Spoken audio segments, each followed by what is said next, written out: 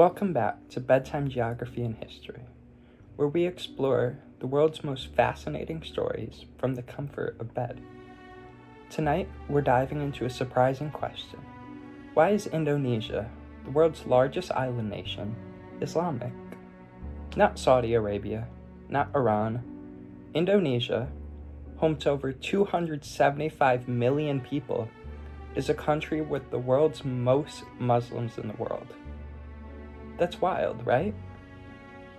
But as we get cozy and explore the question, we'll also take a couple side trips. One to the Middle East, where Lebanon is fairly Christian, and another to South America, where Guyana surprisingly has a large Hindu population. So fluff your pillows and get ready for a journey across oceans, trade routes, colonial empires, and migrations. Indonesia is a chain of over 17,000 islands spread across the equator in Southeast Asia. But here's the twist. It's also home to over 230 million Muslims, the most in the world. So how did Islam get here? Was it conquest? Missionaries? Local revolutions? Let's trace it back. The spread of Islam to Indonesia wasn't through war. It was through trade. Starting around the 7th century CE, Arab and Persian Muslim traders began sailing through the Indian Ocean, stopping in ports along the coast of India, and finally arriving in the Malay archipelago, modern-day Malaysia and Indonesia. By the 12th century, Muslim traders were not just doing business, they were living in port cities like Asa and Pasai. These traders brought not just spices and silks, but Islamic ideas, values, and cultures. Over time, local rulers started converting to Islam, especially in northern Sumatra and later on Java. Why? Because converting meant better trade relationships with wealthy Muslim merchants and neighbors. And once a king converted, it usually spread fast. You didn't have to convert, but doing so gave you a royal favor, prestige, and access to a growing Islamic identity. By the 1400s and 1500s, Islamic sultanates like Demak and Asa were flourishing. Islam became deeply embedded in local politics, art, and identity. But Indonesian Islam didn't look like Middle Eastern Islam. It blended with older traditions, Hindu-Buddhist beliefs, local animism, and tribal customs. Even today, you'll see a lot of syncretic practices in Indonesia, where Ramadan might be celebrated alongside local festivals or ancient rituals. This made Islam easier for millions of people to adopt. When the Dutch arrived in the 1600s, they ruled the islands for over 300 years.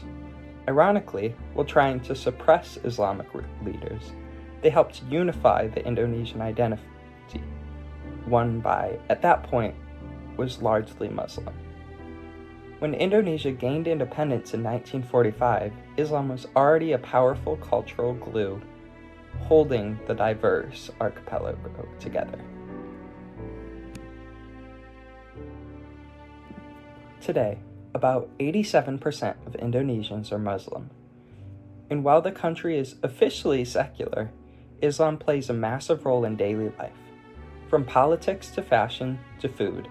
And yet, Indonesia remains incredibly diverse, with Christians, Hindus, Buddhists, and indigenous faiths making up the rest. But it all started not with conquest, but with trade and kings. Alright, while we're in the region, let's take a quick detour.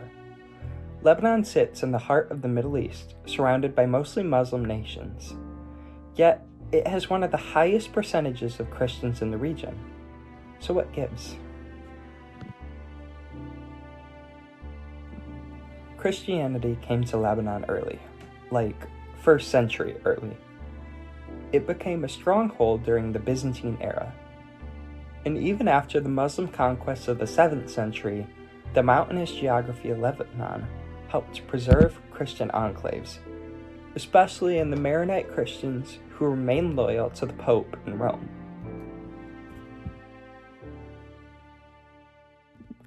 During Ottoman rule, Christians in Mount Lebanon enjoyed a level of autonomy. And when the French took control after World War I, they favored Christians politically and culturally. When Lebanon became independent in 1943, it had a unique political system where power was shared between the Christians and Muslims. That legacy remains, though with tensions.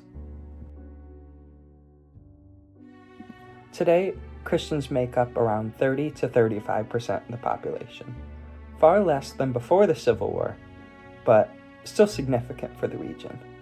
It's a legacy of early Christianity, mountain geography, and French colonialism, all coming together in one place. Now let's cross the ocean, far across, to a small country on the northern coast of South America, Guyana. It's mostly English-speaking and Caribbean in culture, yet about 25% of its population is Hindu. What?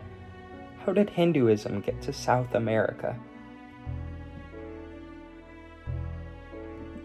After the British abolished slavery in 1834, they needed a new labor force for their sugar plantations, so they turned to India. Between 1838 and 1917, over 230,000 indentured laborers from British India were brought to the Caribbean, especially to places like Guyana, Trinidad, and Suriname. Many were Hindu, and they brought their religion, language, and culture with them. Despite harsh conditions and attempts at assimilation, many Indian Guyanese held on to the Hindu traditions. Temples were built, festivals like Diwali became national holidays. Over generations, Hinduism didn't fade away. It adapted to life in the Caribbean. Today, Guyana is a multi-religious society, but Hinduism remains a core part of its identity, especially among the Indo-Guyanese population, who make up about 40% of the country. It's a story of migration, survival, and cultural endurance. So what do all these three countries, Indonesia, Lebanon, and Guyana, have in common? They're all shaped by global forces: trade in Indonesia, geography and colonial favor in Lebanon, migration and labor in Guyana. Religion doesn't spread in a vacuum. It spreads through people, power, and places. And even today, those ancient movements ripple through the lives of millions. If you enjoyed this journey across oceans and centuries, don't forget to like, subscribe, and hit that little bell icon. This has been another episode of Bedtime Geography and History. Sweet dreams, and stay curious.